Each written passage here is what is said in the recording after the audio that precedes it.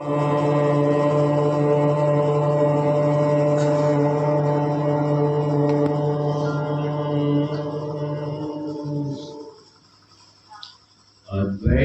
स्वरूप हीरा परम भास्कर केशवानंद भाव सहित मैं नमन करूं पूर्ण सच्चिदानंद। गुरुर्ब्रह्मा गुरुर्विष्णु गुरुर्देवो महेश्वरा गुरुः साक्षात् परब्रह्म तस्मै श्री गुरुवे नमः। तस्मै श्री गुरुवे नमः। रो सच्चिदानंद भगवान की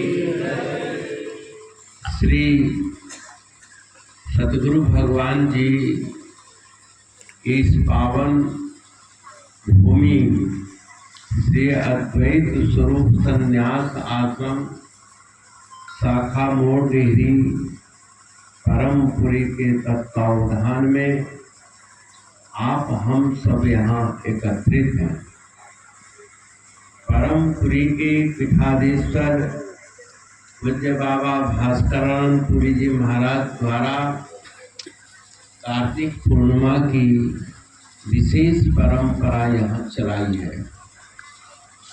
बाबा जी ने अपने गुरु महाराज जी की शान शौकत बढ़ाने के लिए जनमानस के उद्धार के लिए 2 महापर्व का आयोजन किया। पहला उन्होंने किया परमपुरी में श्री बसंत पंचमी का,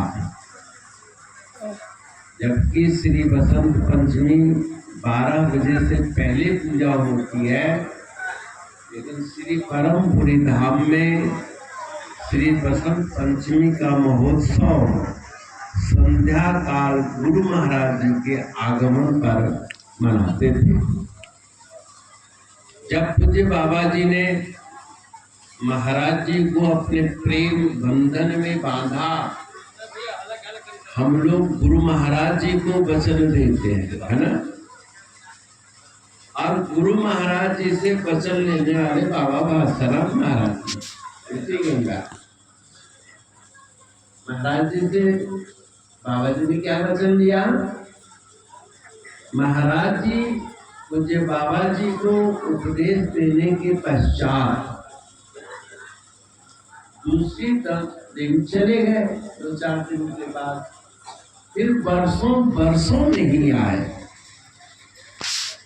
जब वो नहीं आए तो पूज्य बाबा जी महाराज और रायपुर चोर के राम कुमार पांडे जी दोनों की बड़ी घनिष्ठता थी और वो महाराज जी की खोज में चल पड़े।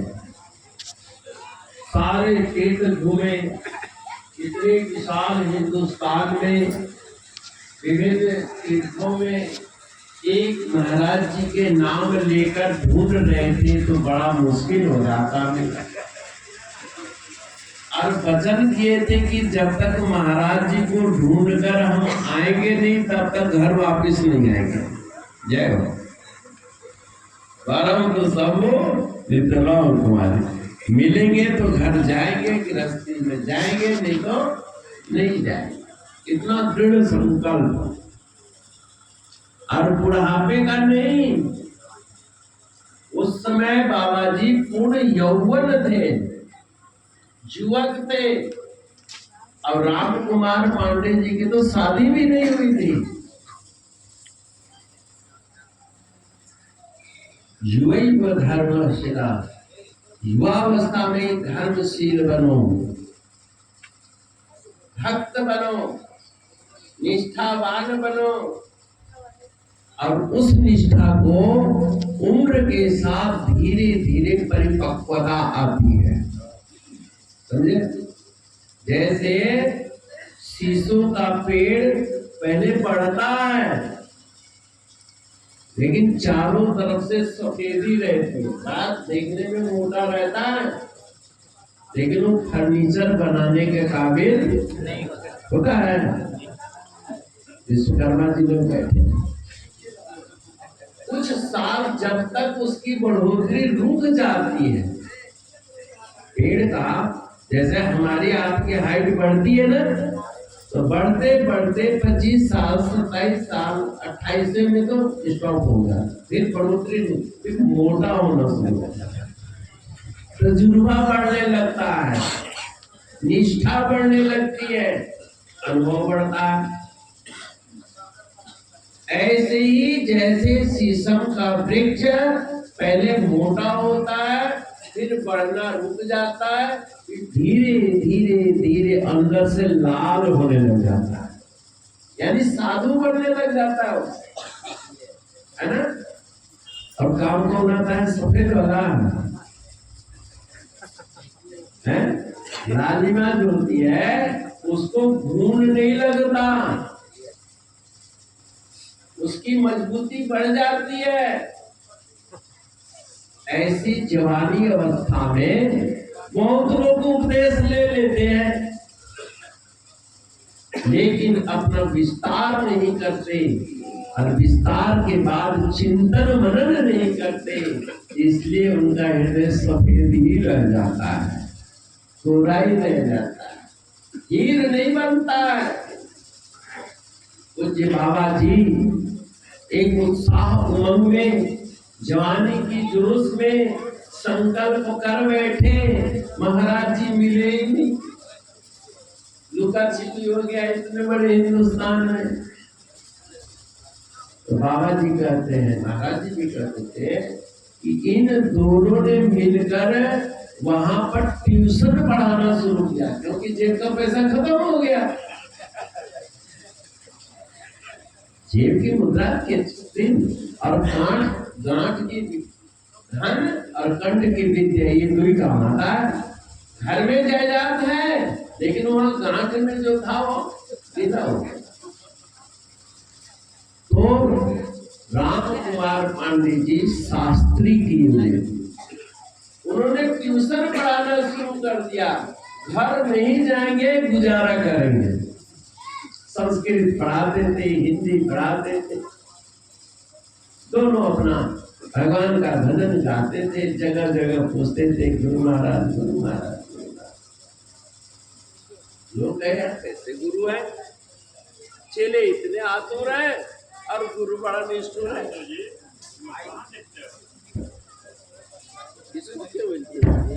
हो गया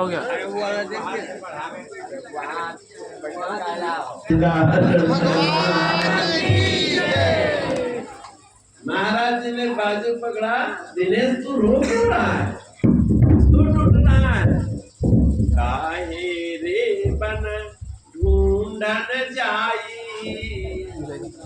कहाँ ढूंढ रहा है, सर्व निवासी सदा अलिपा, कोई संग समाई, तेरे संग में है। अरे महाराज, अरे जहाँ जहाँ तू था वहाँ वहाँ मैं भी था, लेकिन मिलन हो गया, बड़ी खुशी। आए महाराज, सेवा सत्कार हुआ, आन बान हुई, महाराज जी रहे, कुछ दिन रहे, गांव के उत्तर दिशा में रहे, हर साल नया मकान बनता था।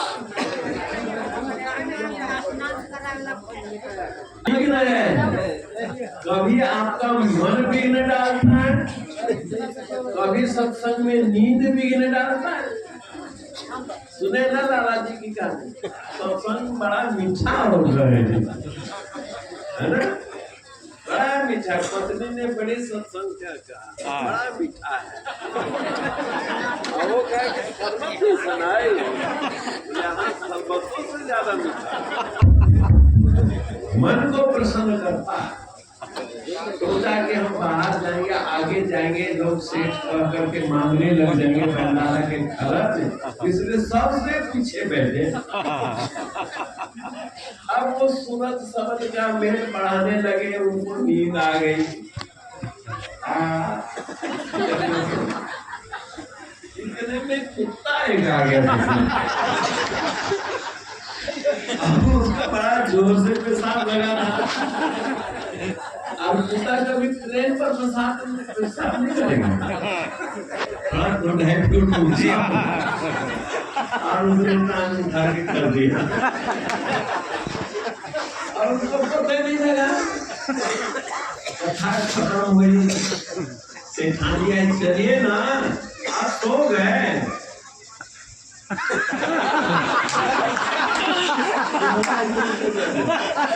चलो यहाँ तो नमकीन भी है, सब काम खराब कर इससे अच्छा घर में हलवा का। कहने का मतलब नींद भी एक विघ्न कारक है जो अमृत को नमकीन बना देता है।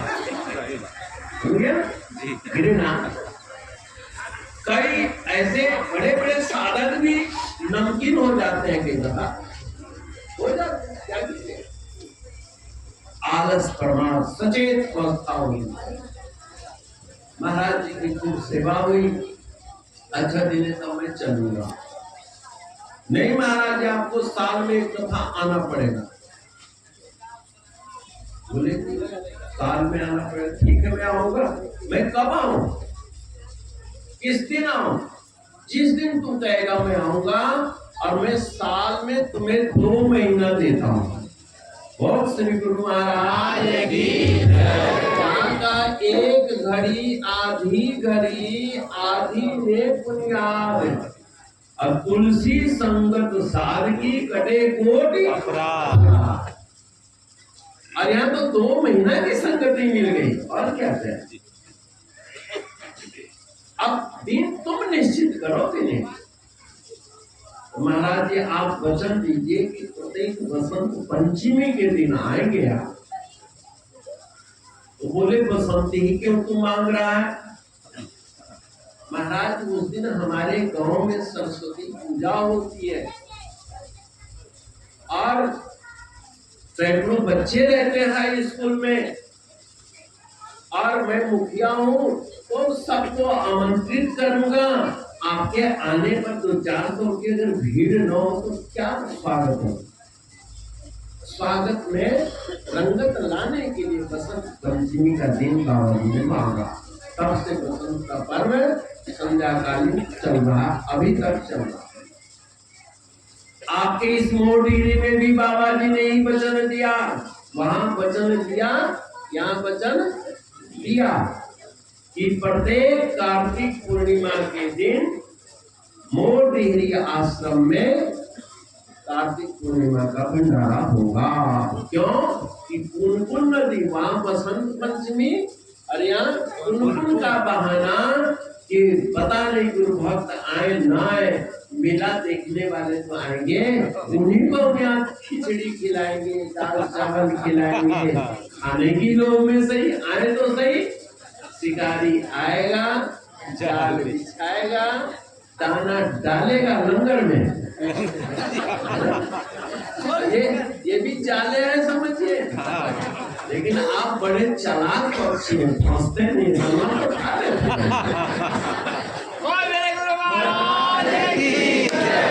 दाना सब चुक लेते हैं, लेकिन मनवा नहीं देते हैं, जैसे बाबा जी का है ना। वहां वचन दिया, यहाँ भी वचन दिया बाबा जी ने, और तब से लेकर इस मोरडीरी आश्रम में कार्यक्रम चल रहा है। अब उन बाबा जी के वचन निभाने के लिए बसंत में भी आना होता है, और अब आप लोग 2-4 साल से हमको यहाँ फंसा दिया। आप तो भाग जाते हो, आप नहीं फंसते हो, लेकिन मुझे फंसा दिया। चलो हमने आया आपके बीच में, आपका प्यार प्रेम देकर आसपास के बसंत के बाद जो उत्सव होता है शिवरात्रि वगैरह में, बड़ा आनंद आया। पूज्य बाबा जी यहाँ आए, और बाबा जी तो गुरु महाराज जी को वहां बांधे। और इस गांव में जानते हो बाबा जी को कौन बांधा? कौन? मुखदेव भाई। वो बाबा को भी बांध लिए और महाराज जी को भी बांध लिए।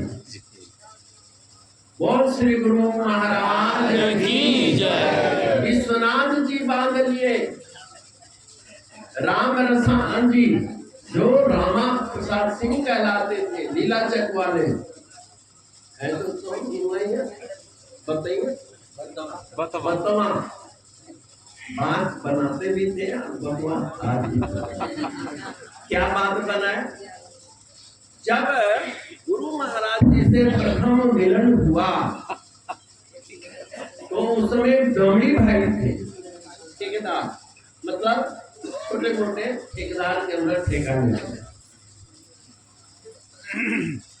महाराज जी के लिए कहते खूब लंबी, क्या होता है, बड़ा खूब होता है, लंबी सब लेकर आए थे। रामा भाई भी आए थे, पहला दर्शन।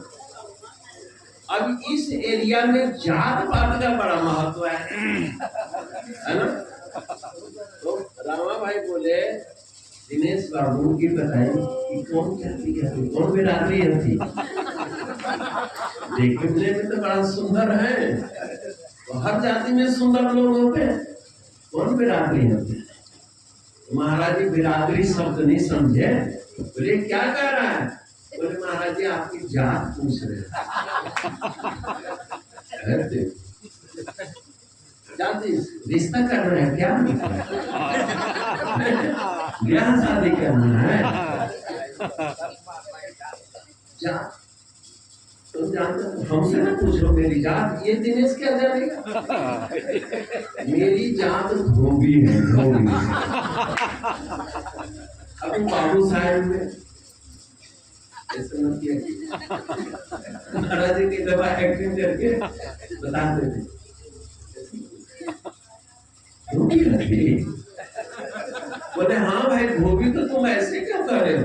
धोबी के पास कोई प्रेस करके कपड़ा देता है क्या, गंदा है वही ना कपड़ा दिया जाता है, बिना प्रेस के दे देते हैं, मटर करके देते हैं। और धोबी जो है सोडा पानी में उबालता है, उसके मैल को धुलाता है, तो पीट पीट के मैल साफ करता है, तो प्रेस करके फिर गंदे कपड़े देने वालों का कपड़ा वापिस करता है कि नहीं जी।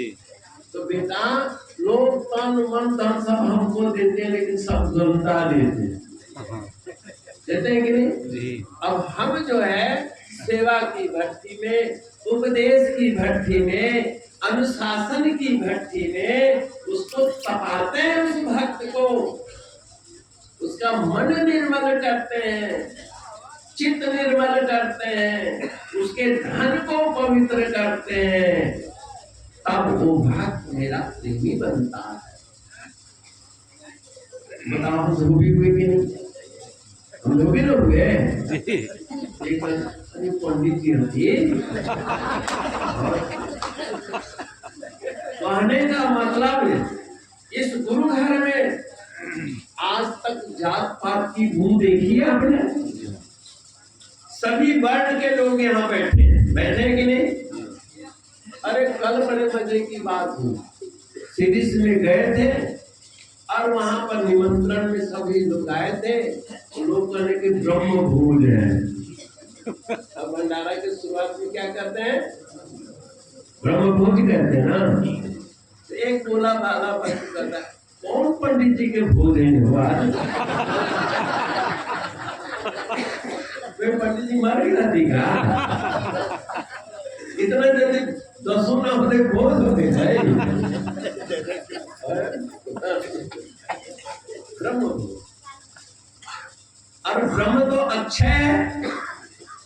गुरु साक्ष देखो, इस संसार में 3 प्रत्यक्ष ब्रह्म, दीप ज्योति पर ब्रह्मा, अन्नम ब्रह्मा और गुरु साक्षात पर ब्रह्मा।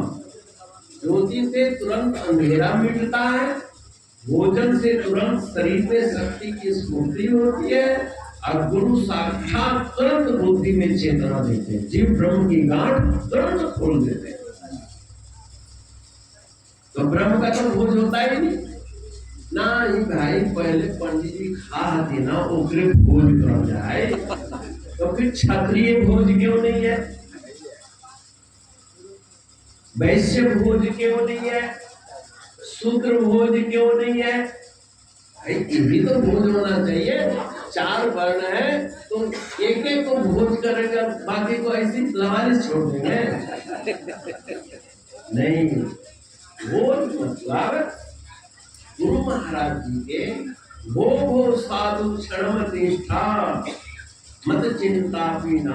भक्ति ने कहा वो हे साधु आप क्षण निष्ठा, एक क्षण के लिए स्थिर हो जाइए, मत चिंता पीना से मेरी चिंता को दूर करते हुए जाइए प्रभु।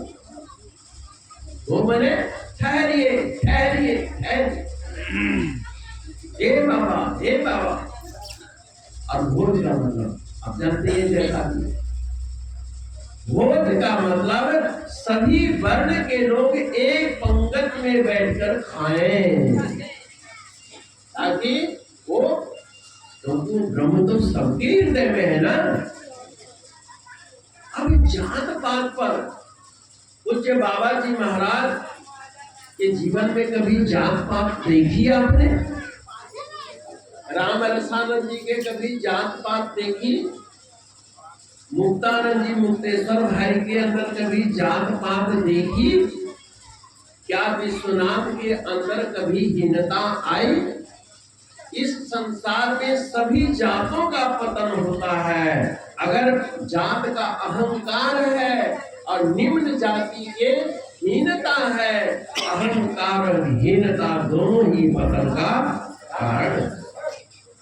इसलिए आप अपने आप को सामाजिक व्यवस्था के आधार पर कभी छोटा मत मानो, कभी हीन मत मानो और कभी अहंकार मत करो कि मैं ये हूं, मैं वो हूं।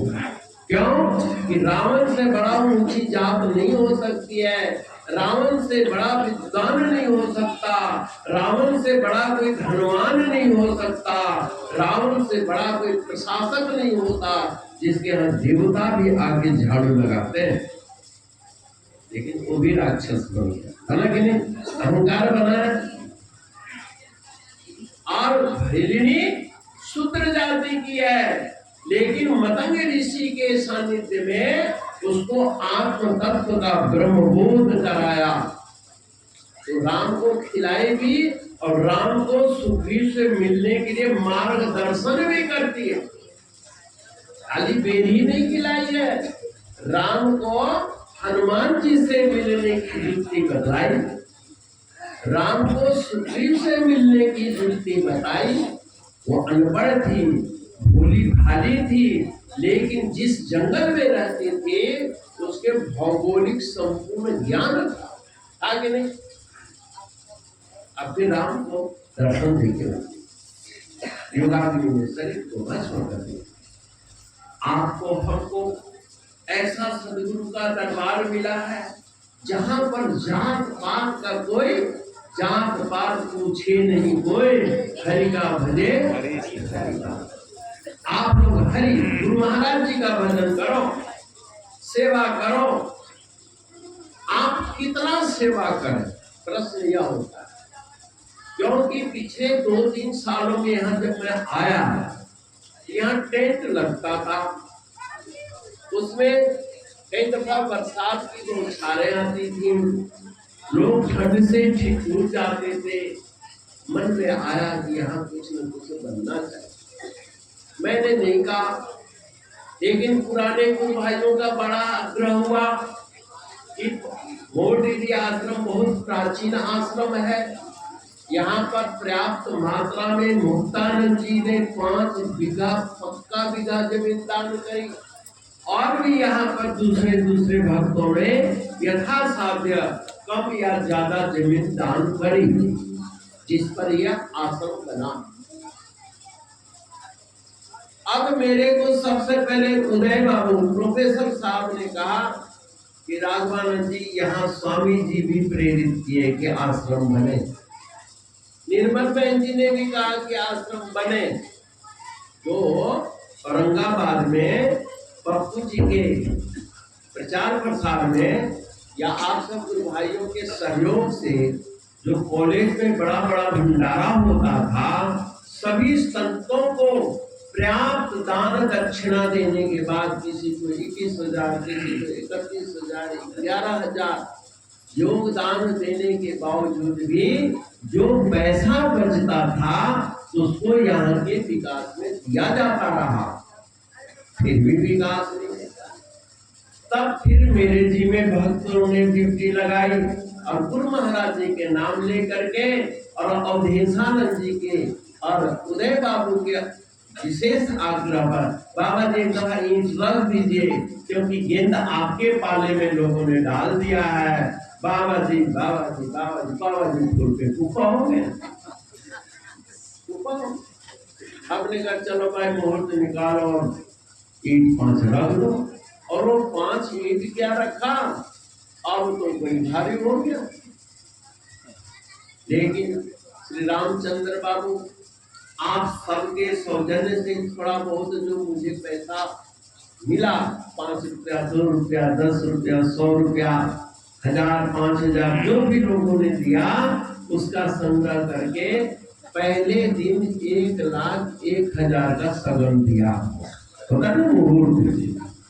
और धीरे धीरे आप ये जगदानंद महात्मा दौड़ा और सब महात्माओं लोगों ने दौड़ा, गुरु भाइयों ने दौड़ा, रसीद कटवाई, क्या क्या करी ये आप लोग जानते हो। क्यों? ये आश्रम निर्माण हेतु पूज्य बाबा जी ने एक पहल करी थी। शिव मंदिर, कोई महान यज्ञ हो, गुरु मंदिर बने, एक का पैसा नहीं लगना चाहिए, समझे ना। एक का एकाधिकार उस मंदिर में, उस तीर्थ में नहीं होना चाहिए। तो पूज्य बाबा मुठिया दान कराते थे, जो पैसा नहीं देता था उनके यहाँ से धान चावल लाते थे, यज्ञ कराते थे, और उसका बचा हुआ कलयुग बना, जिसको आप आश्रम कहते हैं। आज ही विशालता ले रहा है। नरेश भाई वगैरह दाऊद नगर, ये दमड़ी भाई के सुपुत्र श्री द्वारका सिंह जी भी आए हैं, जो यदा कदा विशेष सेवा देते हैं। ये हमारे साधु भाई हैं, तो मूर्ति फूल इकट्ठा करके आज मुरारी ने भी कुछ दिया है। और किनका बेटा है जानते हो? हालांकि कहना नहीं चाहिए, पर उनका नाम भिखारी लाल जी है। क्या नाम है? भिखारी लाल। और वो लोगों से भिख नहीं मांगते, सीधे ऊपर ही से मांगते हैं। महाराज ने खूब चहल पहल दी है, सभी बच्चे सुखी हैं और प्रेम से। अब यहाँ पर बड़े महाराज एक तरह कहने लगे, परम गुरु में महात्मा जानते हो मेरे पास भगत कब आते हैं? बोले 3-4 दफा दुहा जाते हैं नीचे। मंदिर का फंड, पेट्रोल का फंड, लंगर का फंड, बर्तन का फंड, अब सब मिल दबा करके और वो मेरे पास आता है, ठन ठन गोपाल होके आता है।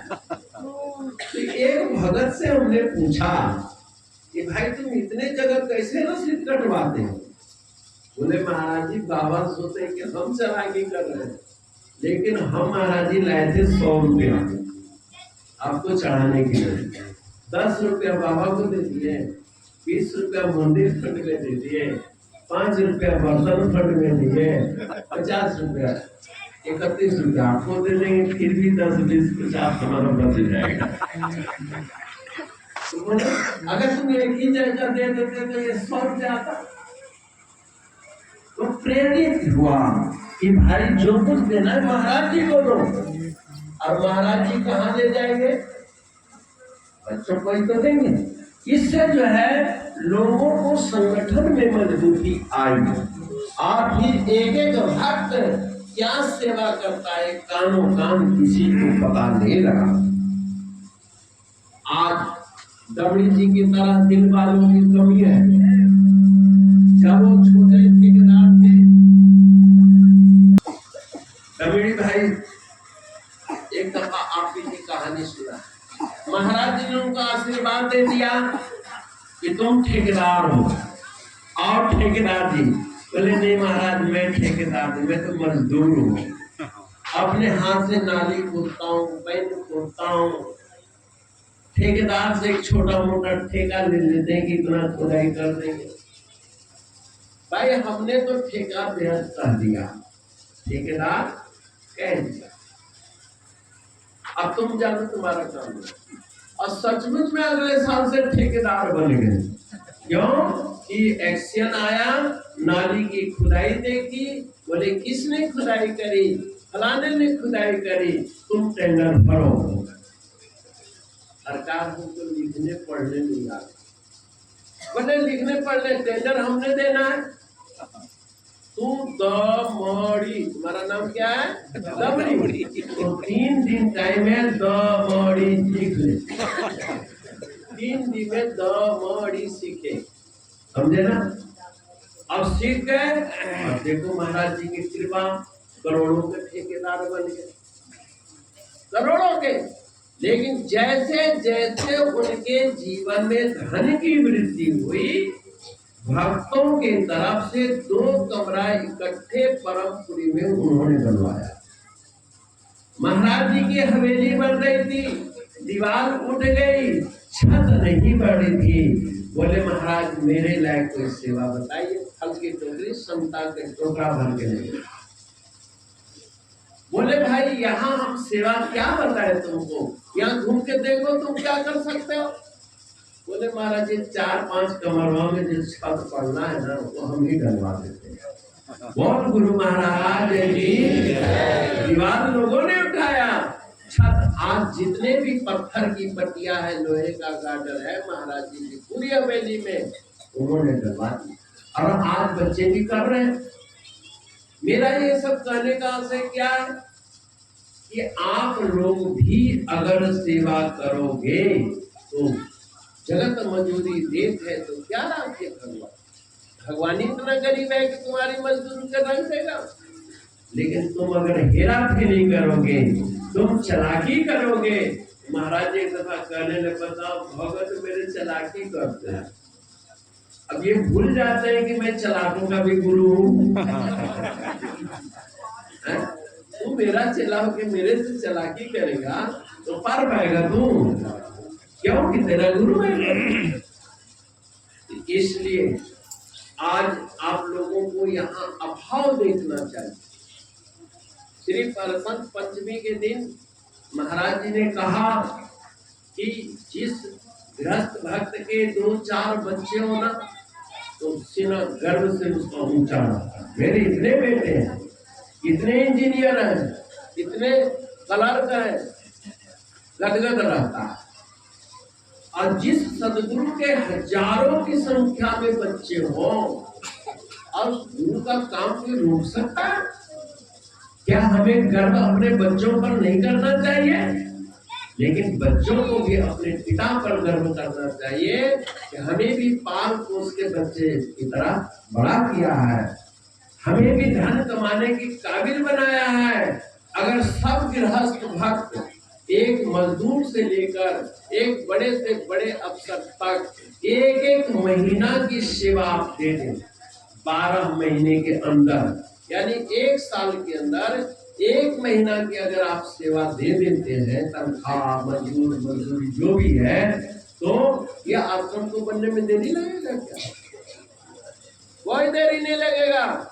अगर यह आश्रम पंजाब में बनता तो गुप्त चुप लोगों से पूछते कि यहाँ कितना लोहा लगेगा, कितना बालू लगेगा, और ट्रक के ट्रक अपने आप हो जाते हैं। कई जगह ऐसा हुआ। दिल्ली आश्रम में एक भक्त आया, 2 रुपए की पर्ची पर दवा खाता था। दूसरे लोगों से पूछा यहाँ कितना पंखा की जरूरत है, छत पड़ गई।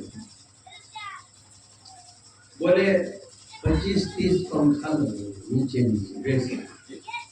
वो गया 30 पंखा खरीद के रेड़े से भेज दिया, और रेड़े वाले से कह दिया कोई पूछे तो बताना मत कि किसने दिया।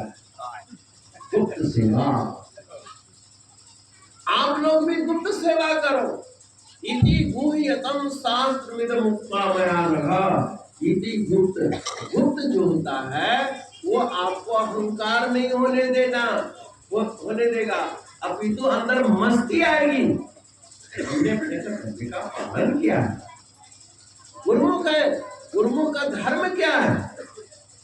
महाराज जी कहने लगे आज गुरुमुख तो नहीं है, लेकिन मैं शिष्य मुख जरूर हूँ। क्या? चेला मुखी हूँ। वो कैसे महाराज? जहाँ चेला कहते आओ मेरे घर तो मैं जाता हूँ, यहाँ बैठो महाराज तो बैठता हूँ, ये खाओ महाराज तो मैं खाता हूँ, अब जाओ महाराज विदाई हो गई है। बताओ हम शिष्य मुख हुए कि नहीं? चेला मुखी हुए कि नहीं? और हम कहते तू भजन कर, महाराज भजन नहीं होता। ध्यान कर, मन में नहीं लगता है महाराज। हमारा तुम्हारे घर में मन लगता है, लेकिन हम जाते हैं कि नहीं? असुविधा के बावजूद भी जाते हैं कि नहीं? क्यों? तुम्हारे हृदय को मैं देखता हूँ, तुम्हारे धन दौलत को नहीं देखता हूँ। लेकिन हाँ, तुमने अपने धर्म को देखना है कि मेरी कितनी सामर्थ्य है, मैं क्या कर सकता हूँ, कैसे कर सकता हूँ, ये जुक्ति बदलाता हूँ। गोंडा की बात है, गुरु महाराज जी आने वाले थे, तो गुरु महाराज जी के लिए कोई ऐसा भक्त नहीं था जो अकेले कपड़ा सिलवा सके, अकेले महाराज जी को साइकिल दे सके। साइकिल महाराज जी चलाते थे उन दिनों। तब वो आगे चंदा किया जाए, चंदा किया, किसी ने 4 आना, किसी ने 8 आना, कोई रुपया, कोई बिरला 2 रुपया देता था। एक बूढ़ी माई थी, भीलनी महाराज जी कहते थे, और वो रोज घास खुरपी से छील करके उसको घास मंडी में बेचती थी, और उससे जो पैसा मिलता था उसको बचा के रखती थी। संकट के लिए उसने 21 रुपए बचा के रखे।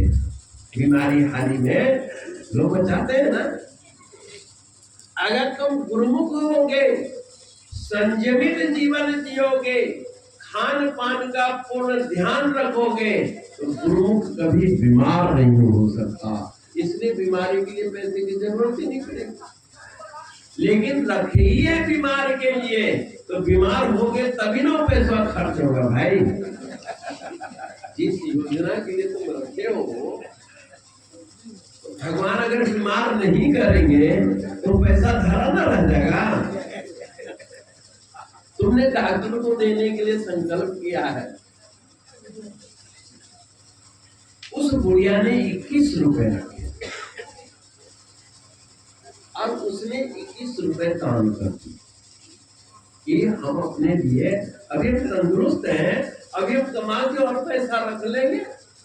लेकिन ये सेवा मौका बार बार नहीं आएगा। साइकिल खरीदा जाएगी, फिर हर साल थोड़े ना साइकिल करेंगे।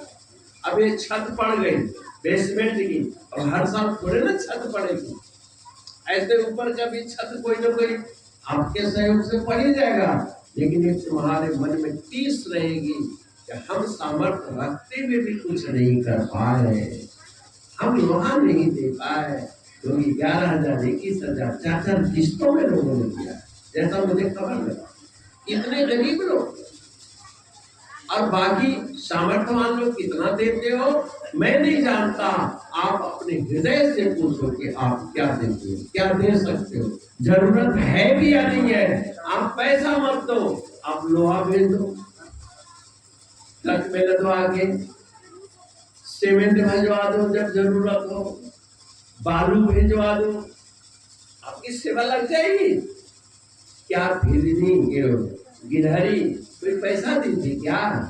वो तो बालू दान करी।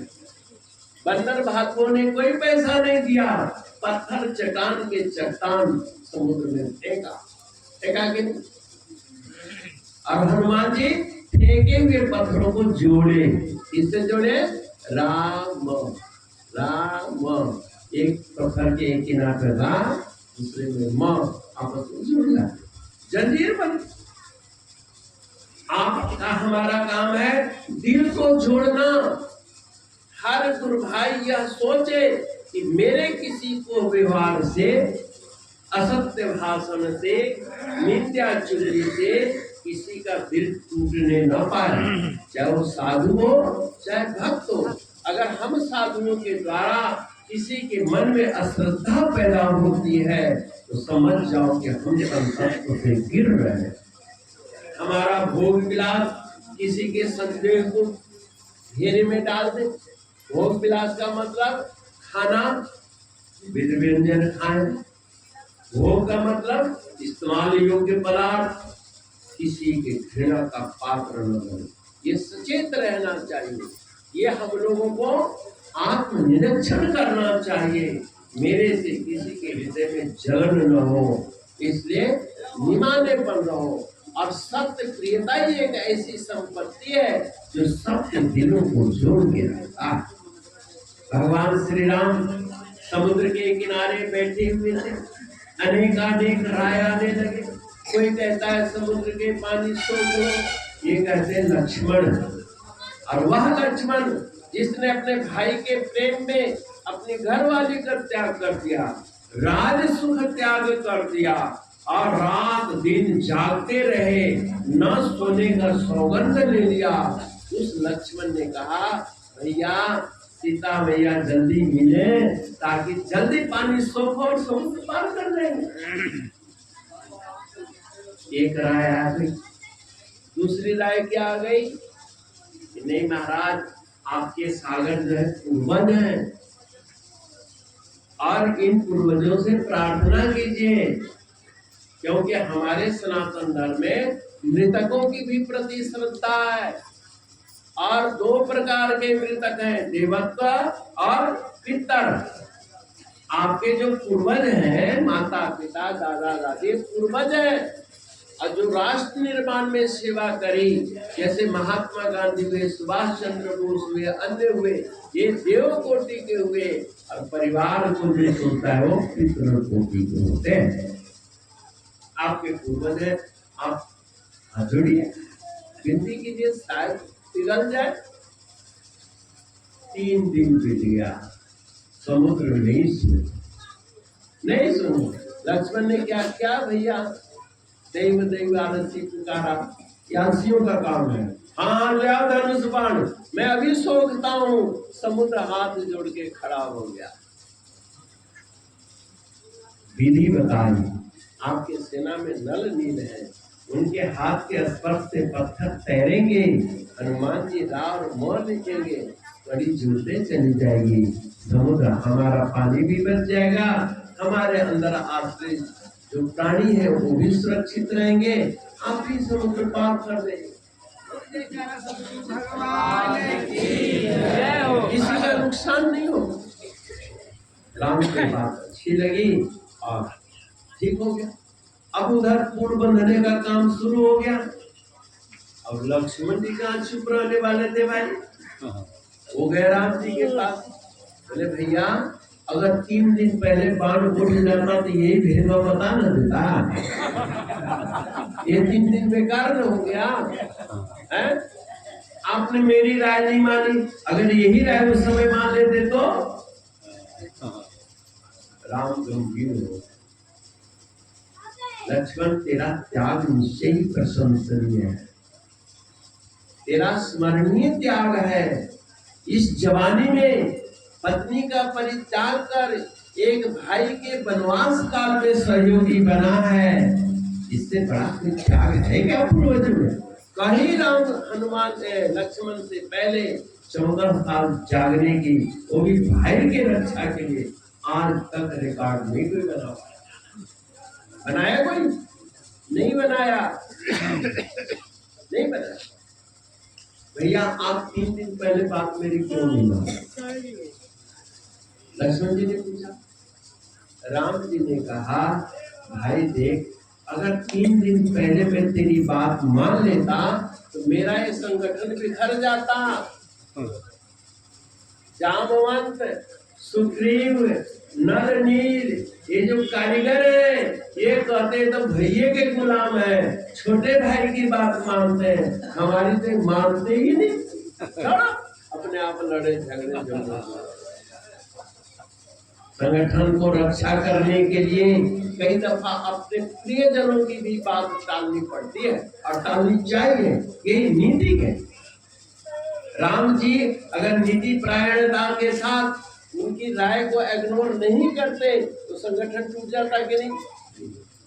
इतनी बड़ी सेना कहां से आती? इसलिए किसी भी संत को, किसी भी भक्त को संगठन को तोड़ने का उपाय नहीं करना चाहिए। इसलिए हमारा आपका धर्म है कि गुरु महाराज जी ने आपको छत दी है और दर्शन में तो ये बेसमेंट है, इतना मिट्टी से भरना था।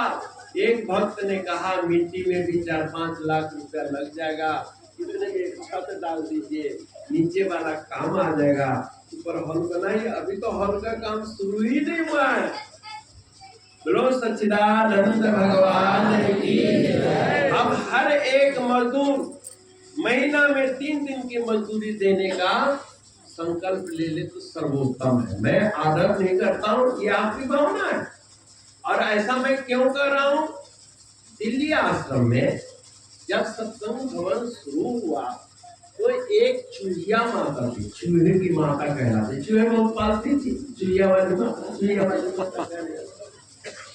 उसने कहा मैं 500 रुपया महीना सेवा करूंगी, मेरे को पेंशन मिलती है और 500 रुपया हर महीना, जब तक ये आश्रम में प्लास्टर पत्थर न लग जाए, काम बिल्कुल जीरो न हो जाए, तब तक मैं दूंगा। उसके देखा देखी एक रिक्शा चलाने वाला, उसने भी 250 रुपया महीना मान लिया कि मैं 250 रुपया रिक्शा की। ऐसे ही आप लोगों को भी चाहिए अपने अपने श्रद्धा के मुताबिक, अपने अपने निष्ठा के मुताबिक, कि जब तक यहाँ भवन पूर्ण रूप से निर्मित नहीं होता, आगंतुक संतों के लिए ठहराव नहीं बन जाता। मैं भी जगतानंद को डांटने लगा, तुम फिजूल के खर्ची हो, इधर उधर पैसा लगा देते हो, क्यों लैट्रिन बाथरूम बना दिया। लेकिन आकर के तसल्ली हुई कि कम से कम आए संतों की व्यवस्था करी। 100 कंबल ले आया। हमने कहा अब क्यों, ये गरीब एरिया है, यहाँ 10-10, 20-20 कंबल की भी सेवा नहीं ले सकते। मैं अगले साल से एक और व्यवस्था यहाँ चाहता हूँ, कम से कम यहाँ 10, 20, 50 कुर्सियाँ लगनी चाहिए। जो जैसा हो उसका वैसा साधन देना पड़ेगा। विशिष्ट लोगों को हमें आमंत्रित करना चाहिए। क्यों? लोग कहते हैं नहीं भगवान तो 3 बंधु हैं, खाली गरीबों को ही तारते हैं, तो अमीरों को कौन तारेगा भाई? है? अमीरों को भी तारना चाहिए कि नहीं? जनक जी गरीब थे, अमीर थे ना, तो उनको भक्ति करी कि नहीं? और केवट भी गरीब था तो उसकी भी भक्ति हुई, जनक देव की भी भक्ति हुई। क्या रावण गरीब था? 3 है पूज्य बाबा भास्करानंद जी महाराज।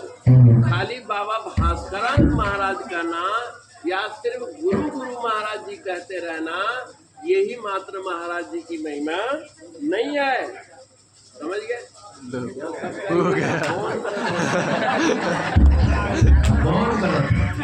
बोल श्री गुरु महाराज की जय। समझ गए?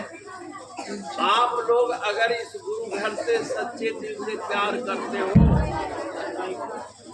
तो जो केवट के हैसियत में है वो केवट की तरह प्रीति करे, जो बिल्ली की तरह है वो 2 बेर खिलाए, जो सुदामा की तरह है 2 मुट्ठी चावल दे, और जो विदुर जी की तरह है वो साग रोटी खिलाए, है ना। और गोपियों की तरह अगर हैसियत है तो मक्खन और मिश्री भी खिला सकते हो भाई, पैसा इसका आधा कट जाएगा। खाते हैं। भक्ति में नकल नहीं होनी चाहिए।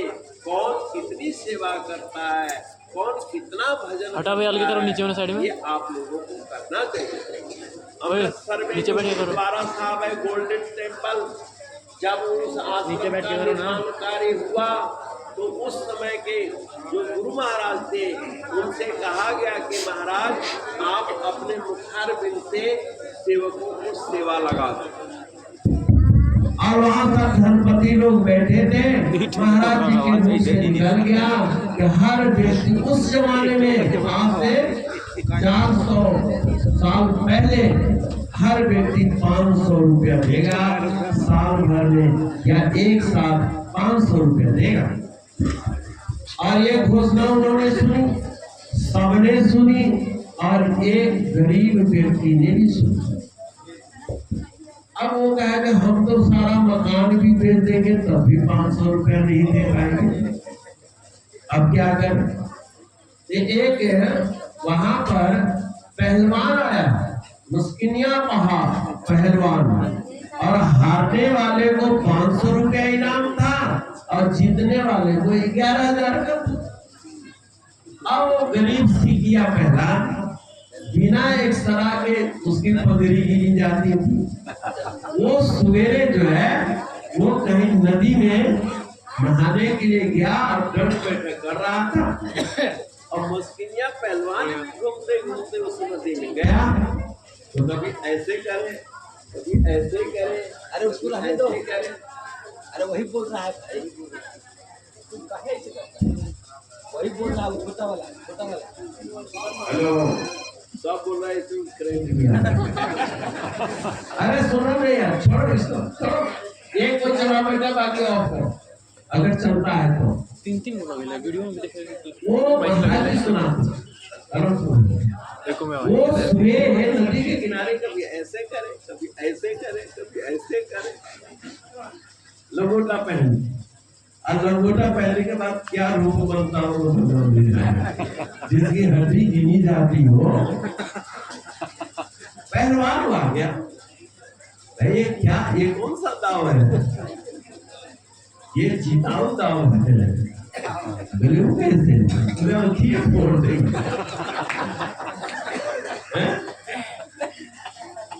हमारे को ये आकाश के दाव है, अरे दाव किसी ने आज तक सिखाई नहीं। तो बोले तू मुस्किनिया पहलवान से लड़ना चाहता है, सीखिया पहलवान है, मरने के लिए तू थाना है। बोले हम अगर महाराज जी की सेवा में मर भी जाएंगे तो मेरी कुर्बानी होगी। बोले क्या मतलब? बोले देखो गुरु महाराज जी का दरबार बन रहा है अमृतसर में, और उसमें 500 रुपया सबकी सेवा लगी है, और सेवा हमको देनी है, और मैं इतना गरीब हूँ कि 500 रुपया में मकान बेच के भी इकट्ठा नहीं कर सकता उस मूल्य। तो अगर मैं मर जाऊंगा, हार जाऊंगा, तो 500 रुपया तो मिलेगा ना। अच्छा ये बात है। वो पहलवान सोचा कि गुरु महाराज जी की सेवा में अगर मैं हार ही जाऊं तो क्या है। उसने कहा देख तू खड़ा होना और तू ऐसे करना, हमारा बंद करेंगे, दोनों पे हम खींच देना। हारने का तरीका बता दिया। हो गया, बल्ले बल्ले 11,000 रुपया ले आए गुरु महाराज जी। बोले तो महाराज जी का है ना। ऐसा हुआ एक तो मेरे साथ घटना घटी। हमारा आश्रम में बैठा था, शिवरात्रि के महोत्सव हुआ। एक बेबी बहन है मिर्जापुर में, पंजाब में मिर्जापुर जगह है, वहाँ बेबी बहन थी और निहायत गरीबनी थी, लेकिन सूट बूट ऐसा था लगते थे पता नहीं कितने पैसे वाली है। और मैं बैठा था राजवेंद्र जी के साथ, और वो कह के मेरे को कोई सेवा दसो, सेवा बताओ, सेवा बताओ। तो चांदी के मुकुट में सोना चढ़वाना था। मुझे मन में आ रहा था कि भगवान शंकर का मुकुट है, उसमें सोने का पानी चढ़ जाए कम से कम। चांदी के मुकुट मंगाया मैंने, ले बहन इस पर सोने का पानी चढ़वा और झोली फैलाई ले। अब मेरे को राजवेंद्र जी सब लोग करने के आपने किसको सेवा दे दी, तो बहुत गरीबी नहीं है, कपड़ा सिल के गुजारा करती है। अब भाई ये सेवा मांग रहे थे, हमने सेवा दे दिया, मैं क्या करूं, यही मांगी। हमने तो मुकुट दे दिया, हम किसी और से बनवा लेंगे। बोले नहीं मैं ही बनाऊंगी, मेरी सेवा। और मुकुट लेके चली गई तो एक सुनार से पूछी कि इसमें कितना पैसा लगेगा। बोले क्या बात है। बोले हम शिवरात्रि में गए थे, वहां से दरबार के तरफ से मुझे सेवा मिली है, इसमें सोने का पानी चढ़वाना है और मैं धीरे धीरे कमा करके 150 रुपया महीना महीना देके मैं पूरा कर दूं। सुना उसकी कुर्बानी पर तरस खा गया कि ये बच्ची सोने का पानी चढ़वा रही है इतने बड़े मुकुट में। बोले बहन तुमसे जो होता है दे देना और उसकी चिंता मत करना, आगे हम अपने आप कर। उसने 150-200 रुपए दिए और हजारों के उस पुजारी ने अपना चढ़ा दिया। बोल श्री गुरु महाराज जी। कहने का मतलब कि अगर आप सच्चे दिल से सेवा करो तो प्रकृति साथ देती है, प्रकृति किसी के माध्यम से साथ देती है। एक हमारे गुरु भाई रमेश जी थे बरेली में, उनका भी नाम भिखारी लाल था। रमेश चंद्र जी बरेली में जो कुटिया बनवाने गए हैं उनका नाम। उनके यहाँ गुरु महाराज जी गए और घुटने का ऑपरेशन हुआ फेमर का। सब बड़े बड़े गुरु भाई लोग आए, वही गरीब भगत था, सब उसी के घर जाए। अब उसके घर में इतनी सामर्थ्य नहीं थी कि आटा और नमक इकट्ठा कर सके। उसकी घरवाली प्रेमवती थी और वो कान का कुंडल, गले की जंजीर, हाथ की चूड़ी, कर्णफूल, ये सब एक जगह गिरवी रख दी और बदले में दाल, चावल, आटा, मीट, मसाला ले आई। ये मैंने देखे हुए भक्त की बात कह रहा हूं। और उसने सेवा करी, लेकिन नाम नहीं करी। अपने आय संतों की भरपूर साथ सेवा करते रहे। अब गुरु महाराज जी हॉस्पिटल से छुट्टी होकर और वो हमेशा कान भी बंद रखे, गला भी बांध रखे, ताकि महाराज जी को पता न लगे कि एक दिन कहे प्रेमवती इतनी गर्मी पड़ रही है, तो गला में कपड़ा क्यों लपेटे रहती है, तेरे को गर्मी नहीं लगती। ये महाराज जी आ गए। फिर रमेश से पूछा क्या बात है, उन्होंने भी कुछ नहीं बताया पतिदेव। तब आस पास के लोगों से पता लगा महाराज जी आप नहीं जानते, ये गहना गुना सब गिरवी में रख दिए है। इस कलयुग की बात कह रहा हूँ, अपने परम प्रभु की सेविका की बात कर रहा हूँ। और गुरु महाराज जी ने तुरंत अपना बटुआ खोला और रमेश को कहा कि जाओ पैसा जमा करके गिरवी लाओ, जो कहना है ले आओ। मेरी बेटी की तो गला सुना, एक दफा वो दाव पर लगा दी ना, एक दफा तो कुर्बानी कर दी ना, महाराज जी मंगाते नहीं मंगाते। ऐसे हमारे सदगुरु के समर्पित लोग। मैं आपसे बता रहा था, वो घास काटने वाली बुढ़िया 21 रुपया दान कर दी, सारे भक्तों की राशि सूची लिखी गई। महाराज जी को एकांत में एक भक्त ने पढ़कर सुनाया, देखकर हैरान किए 21 रुपया कौन देने वाली है भाई। बोले महाराज जो गरीबनी है ना, जो घास छिल छिल के ऐसा करते, उसको गरीबनी कहते हो, तुम्हें शर्म नहीं आती। सबसे अधिक सेवा करनी है, कोई 2 रुपया 3 रुपया दिया है, उसने 21 रुपये दिए, अभी भी वो गरीबनी है। जिसको सेवा का अधिकार हो, जिसने सेवा करी हो, जिसने सुमिरन किया हो, गरीब होता है, उसको धनवान हो, धनपति है वो। और गुरु महाराज जी ने हनुमान भक्त को बुलाया और अपने जेब से 100 रुपया निकाल करके उस बुढ़िया के नाम जमा कर दिया। इसने 20 रुपए की कुर्बानी करी है, तत्क्षण 5 गुना अधिक उसके फंड में डाल दिया। अब मेरे पीछे से इस बच्ची का ध्यान रखना कि कहीं ये बीमार न हो जाए, पैसे के अभाव में रोगी बनी न रह जाए। ये होता है गुरु भाइयों का उपकार, ये होता है सदगुरु की दया। तुम एक कदम तो चल के देखो, तो कुछ करके देखो और कुछ नहीं, वाणी से महाराज जी की महिमा फैलाओ, धनवानों के पास जाओ, क्योंकि बहुत से धनवान ऐसे हैं जो धर्म की सेवा करना चाहते हैं लेकिन उनको जगह नहीं मिलती, उनको क्षेत्र नहीं मिलता। और हमारे यहाँ गुरु भाई भी नहीं है, गुरु मंत्र नहीं लिए हैं, लेकिन तुम गरीबों के प्यार से वो यहाँ भक्त भी बनेंगे और यहाँ का विकास भी करेंगे।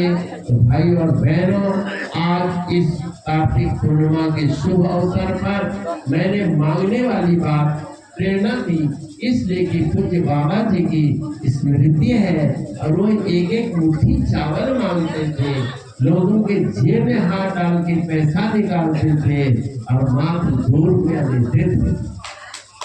और गुरु महाराज की वो भक्त आज रोते हैं कि आज मेरे से सेवा कराने वाला कोई नहीं है। अब हमें तो अधिकार है नहीं कि आपके जेब में हाथ डालूं, आपके बैंक खाता देखूं। मैं तो महाराज जी से कहता हूँ आप ही देखो महाराज, और आप ही सबके अंदर प्रेरणा दो, हमें किसी के हाथ जेब में हाथ डालने का मौका न दो। कुछ बाबा जी ने जो बीज डाल दिया है, आप गरीबों में और अमीरों में संस्कार डाल दिया है, उस संस्कार को आप उत्प्रेरित करें, उस संस्कार को अभिवृद्धि करें, ताकि लोग अपने कर्तव्य की पहचान करें, गुरु भक्ति के महत्व को समझें और उसका आदर पूर्वक अपने जीवन में व्यवहार लाएं, प्रयोग करें। इतना ही कहकर मैं वाणी को विराम देता हूँ। अब बाकी हमारे पूर्व संतों ने साधना पर बहुत प्रकाश डाला, भजन अभ्यास पर जोर दिया और हमने उसका प्रैक्टिकल सेवा रूप जो आप कर सकते हो, क्योंकि करने में आंख बंद करने की जरूरत नहीं है, सिर्फ दिल खोलने की जरूरत है, मन बनाने की जरूरत है। और बाबा जी का वचन है, मन उठता है जहाँ धन जाएगा, जहाँ श्रद्धा जाएगी, जहाँ समर्पण जाएगा, तो कहीं संसार के कोने में रहोगे, तुम्हारी हृदय में गुरु महाराज जी दर्शन देते रहेंगे, दर्शन देते रहेंगे। बोलो सच्चिदानंद धर्म की अधर्म का प्राणियों में, विश्व का, गौ माता की, पृथ्वी माता की, गंगा मैया की, चारों वेद की, चारों धाम की, आज के आनंद की। नमः पार्वती पतये हर हर हर महादेव। आज एक गुरुभाई कह रहे थे कि महाराज यहाँ 4-5 आश्रम है, लीलाचक आश्रम है, तारा में है, सोन वर्षा में है, धनगाई में है, हमें सभी आश्रमों की चिंता है, लेकिन जितना मेरे हाथ में होगा, जहाँ ज्यादा मैं विकास देखूंगा, जहाँ ज्यादा उत्साह देखूंगा, जहाँ बड़ा संगठन देखूंगा, भाई जहाँ बड़े लोग रहेंगे वही ना दाल चावल ज्यादा पकाया जाएगा है? अब एक आदमी आए तो भी 10 किलो चावल पका दो, जहाँ 100 आदमी आए वहां भी 10 किलो चावल पकाओ, ऐसा नहीं होता है ना। तो जहाँ आप अपनी आवश्यकता को बढ़ाओ, महाराज जी की महिमा का गुणगान करो, और हमारे सभी संत गुरु महाराज जी की महिमा गायन करने में, प्रचार प्रसार करने में सक्षम है, और इनको मेरे ही प्रति सदगुरु महाराज जी के बच्चे हैं, समय समय पर घूमते रहे। मैं तो बसंत से होली तक का मौका दिया था, क्योंकि इस साल भागलपुर वाले भक्तों ने और जनतानंद ने और ये शिव का नाम शशि शेखरानंदपुरी ने आग्रह किया। हमने कहा चलो भाई कार्तिक में तो आना ही है, 10 दिन पहले आ जाते हैं। तो 10 दिन पहले आकर एक दिन मुझे बैठने नहीं दिया लोगों ने, और दौड़ा हमने चलो महाराज जी की सेवा में शरीर ही समर्पित हो जाए, वचन समर्पित हो जाए। तो आप लोग भी अपने गुरु महाराज जी की महिमा का गुणगान करो, आश्रमों की महिमा का गुणगान करो, और हमारा केंद्र तो श्री परम गुरु धाम है ही, वहीं की एक शाखा है, और ये शाखा उन्होंने ही टाइम करी जो पूज्य बाबा भास्करानंद महाराज परमपुरी का नौलखा मंदिर प्रसिद्ध किया। ये 9,000 मंदिर था उस समय, अब हो सकता है भी 9 लाख था, आज के युग में बन जाए। तो आप लोग बनाओ। पूज्य बाबा जी के प्रति यही समर्पण है, मुखदेव भाई के प्रति यही समर्पण है। विश्वनाथ जी और हमारे लीला चक वाले पूज्य क्या कहते हैं राम सावंतपुरी जी, जो महाराज जी को धोबी कहे और महाराज जी ने अपने आप को धोबी कहा, और हम सब के यहाँ गंदे मन आए हुए हैं, और महाराज जी ने इसी क्षेत्र में संकल्प किया है, अरे गंदा ही मन मुझे दे दो, मैं इस मन को शुद्ध पवित्र बना करके फर्स्ट क्लास के निष्ठावान प्रेस करके तुम्हारे को मैं वापस करूंगा।